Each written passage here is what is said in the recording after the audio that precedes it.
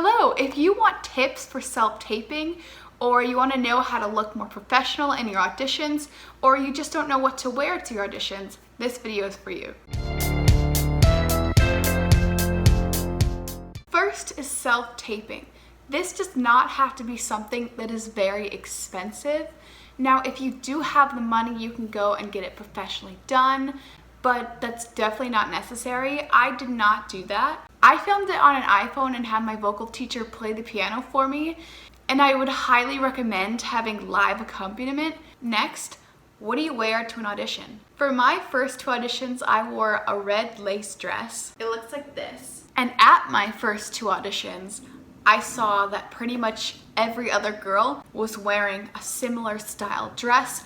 Either they were wearing a different color and a lace dress, or just some other nice fancy dress. I was later on told after my first two auditions by Vicky from Baldwin Wallace, great person. She said that wearing these dresses makes it look like you were told to wear that, which is true, but it also doesn't set you apart from everybody else and you just look like a cookie cutter. So her advice is to wear whatever you would wear to a date, or pretty much what you wear on a regular basis, but nicer. I mean, obviously not if you wear like sweatpants or something like that, or leggings, but what I wore was jeans, a flowy top that was sheer, and then I had a tank top underneath it, and then heels. So I wore these heels to my auditions, and I had dark jeans. The darker, the better. It looks more professional when you have darker jeans. Nothing with any holes or rips in it. That does not look professional. And then this is the top that I wore. It looks like this. Obviously you're seeing it. I don't know what I'm saying. Okay. I found that I was more confident when I was wearing something like that because it wasn't super uncomfortable and you just stand out a little bit more compared to everybody else. The only exception I would make to this is, say, if you're going to like a religious school or somewhere else where they're maybe a little bit more conservative, maybe wear a nicer dress. I wouldn't, again, wear this lace dress because so many people were wearing that and it doesn't set you apart, but something nicer. Then there's dance auditions. So there are so many different things you can wear, and honestly, I don't think it matters. I think it's based on you and what makes you feel more comfortable. You can wear a leotard and pink tights and a skirt. You can wear your leotard and leggings, or you could just wear leggings and some workout top, whatever makes you comfortable. And for guys, you can wear like the male tights, or you can just wear sweatpants. Tip 3, this is not as well known, but you should reduce your questions in the audition room. This seems like such an odd thing to do, but it's a great thing because it makes you seem more unsure of yourself and less confident when you're asking questions, when you're like, oh, should I stand here? Should I start with my monologue? Like, I don't know what to do. Like, what should I do? Don't do that. Instead, if they're not telling you what to start with, just slate your monologue or your song, and if they don't want you to start with either of those, then they'll just tell you. Number 4, something to keep in mind is that not everything is going to go to plan in your audition. I mean, you're gonna be nervous. The pianist might mess up. In one of my auditions, the pianist was 2 measures behind, and I did my best to slow down, but it was very tough. And in another audition, I was nervous and gave much too fast of a tempo, and it was so fast. I tried to go with it, but they're like, hey, yeah, let's do that again. That's too fast. I'm like, yeah, thank you. And then I did it again. I definitely think if you give the wrong tempo, you should match their speed. And if you're slowing down, think about how that will affect your character, because it probably will. And the same thing for if you speed up. Speeding up is a little different because I feel like if you speed up, it can not look great. I mean, it's one thing if you slow it down, but if it's really fast, you don't know what you're saying, you know?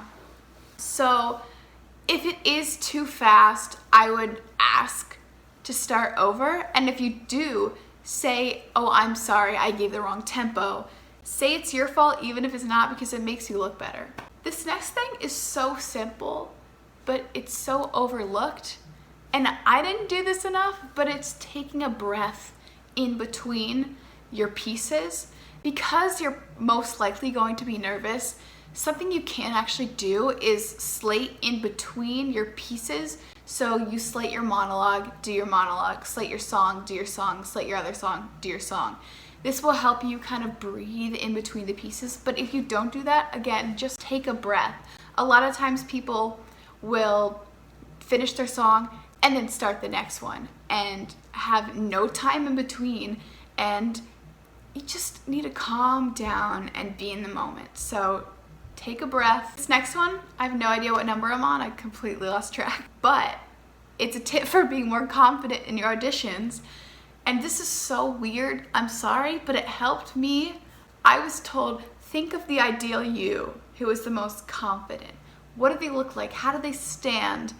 Think about that person and then just try to be that person. And that sounds so simple, but it actually kind of worked. So try that. Oh my gosh, this one, do it. You need to have everything backed up. Everything. You need to have your music. My music was on Music Notes, so I could easily go to Music Notes, and one of my songs is on Google Drive. And I had everything on a computer. I could go onto it from any computer. I went to an audition class, and thank God it was an audition, but I got there at night to New York, and I realized I forgot my book.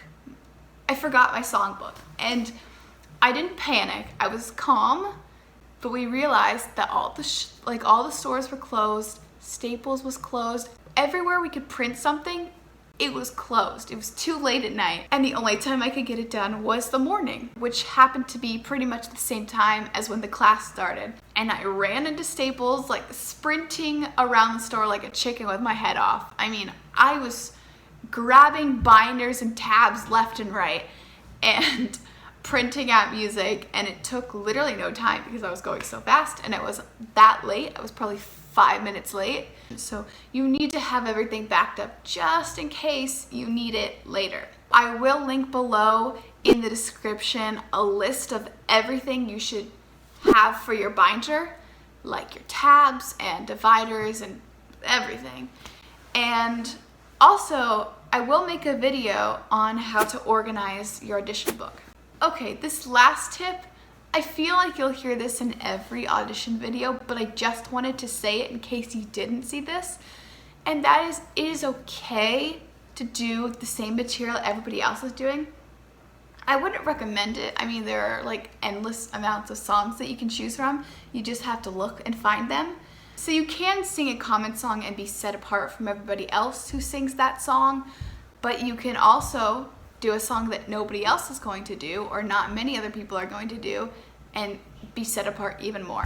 And also, I wouldn't choose anything that's been on Broadway recently, like in the last 5 years. Alright, if you enjoyed this video, please like it and leave a comment on any questions you have about the audition process and about anything. Literally anything, leave it below and I will do my best to answer your question. And watch this video right now on more audition tips. I really hope you enjoyed this video. Bye, thank you.